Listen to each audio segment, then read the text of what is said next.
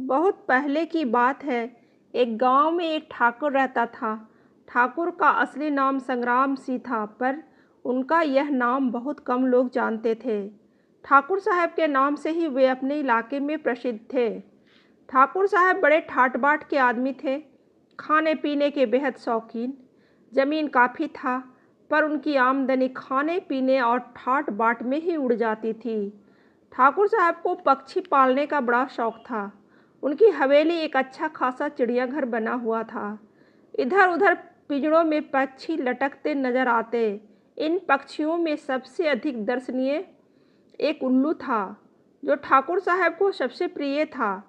वैसे देखने में उस उल्लू में ऐसी कोई विशेषता नहीं थी, पर ठाकुर साहब ने उसे एक विशेष आदत का अभ्यास करा दिया था।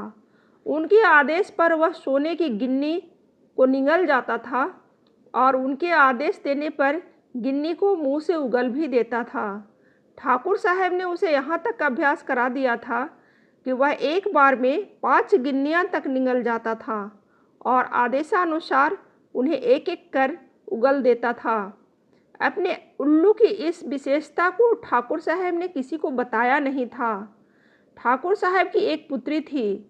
उन्हें उसका विवाह अचानक तय करना पड़ा और विवाह की तिथि भी 10 दिन आगे की ही निश्चित हो गई। बेटी का विवाह सिर पर और ठाकुर साहब ठन गोपाल। एक पैसा पास नहीं। समस्या विकट थी, पर वे घबराए नहीं। उन्होंने तय कर लिया कि बेटी की शादी निश्चित तिथि पर ही धूमधाम से होगी। उसी गांव में एक साहूकार था। ब्याज पर धन देता था, ब्याज भी कसकर लेता था और मूलधन के बदले में कोई न कोई आभूषण गिरवी रख लेता था। ठाकुर साहब उसी साहूकार के पास गए और बोले, सेठ जी, मेरी बेटी का ब्याह सिर पर अचानक आ पड़ा है और आपके ही भरोसे मंजूर कर लिया है, कुछ मदद कीजिए। ठाकुर साहब की बात सुनकर साहूकार ने पूछा कि कितना रुपया चाहिए ठाकुर साहब। ठाकुर साहब बोले, यही कोई 10,000 से काम चल जाएगा सेठ जी। अब 10,000 तो उस जमाने में मायने रखते थे।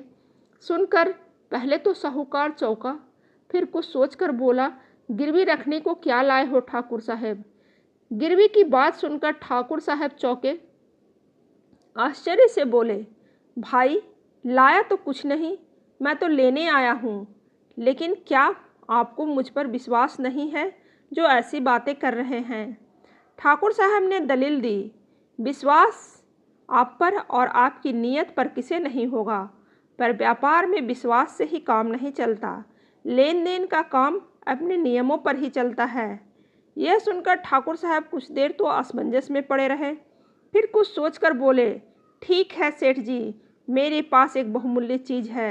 हालांकि उसे मैं किसी कीमत पर भी नहीं देता, पर बेटी का ब्याह करना है, इसलिए मजबूरी में मैं उसे ही आपके पास गिरवी रख दूंगा। बहुमूल्य चीज़ की बात सुनकर सेठ के मुंह में पानी भर आया।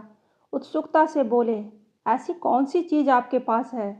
ठाकुर साहब ने धीरे से सेठ के कान में कहा, एक उल्लू है सेठ जी, सुनहरी उल्लू। साहूकार चौंक कर बोला, उल्लू, सोने का उल्लू, कितने तोले का है। ठाकुर साहब बोले, सोने का बना हुआ नहीं, जीता जागता उल्लू है सेठ जी। यह सुनकर सेठ हंसा और बोला, आप भी मजाक करते हैं ठाकुर साहब। मैंने तो समझा कि 20-30 तोले का सोने का उल्लू होगा। अब ठाकुर साहब ने फुलझड़ी छोड़ी, बोले, अरे सेठ जी, यह उल्लू सोने की एक गिन्नी रोज उगलता है। सोने की गिन्नी की बात सुनकर सेठ की आंखें खुली की खुली रह गई। ठाकुर साहब समझ गए कि तीर चल गया है।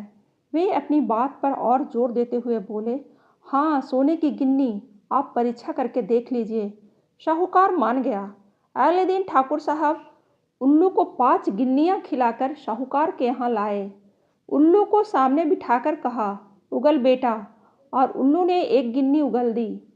दूसरे दिन भी ठाकुर साहब ने साहूकार के सामने एक गिन्नी उगलवाई और तीसरे दिन सेठ से कहा कि अब वे उल्लू को आदेश दें।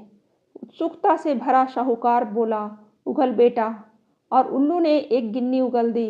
सेठ का मन बल्लियाँ उछलने लगा।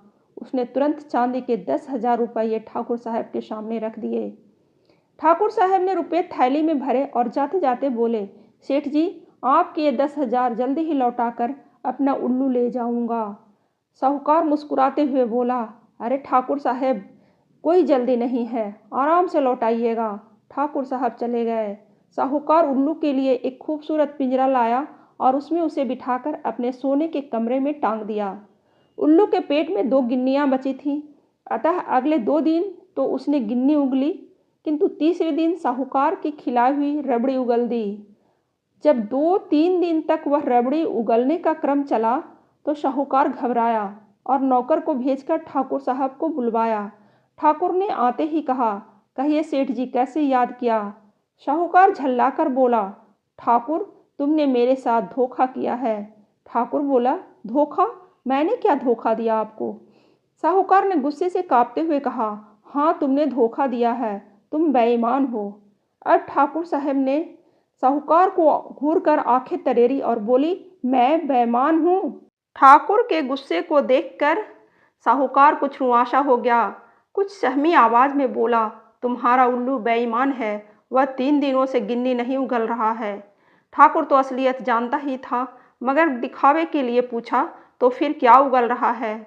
साहूकार ने माथा ठोककर कहा, रबड़ी। सुनकर ठाकुर ने आश्चर्य प्रकट किया, फिर पूछा कि आपने उसे खिलाया क्या था? साहूकार ने बताया कि रबड़ी खिलाई थी। यह सुनते ही ठाकुर ने ठहाका लगाया और बोला, रबड़ी खिलाई थी तो उसमें उल्लू का क्या कसूर? सेठ जी, आपने रबड़ी खिलाई थी सो उसने रबड़ी उगल दी, गिन्नी खिलाते तो गिन्नी उगल देता। आखिर ठाकुर का उल्लू है, बेईमान थोड़े ही करेगा, जो खाएगा वही उगलेगा। यह कहकर ठाकुर साहब खिलखिलाते हुए साहूकार के घर से निकल गए। साहूकार उल्लू की तरफ और उल्लू साहूकार की तरफ देखता रह गया। अगर आपको ये कहानी अच्छी लगी तो प्लीज़ मेरे चैनल को लाइक और सब्सक्राइब ज़रूर करें।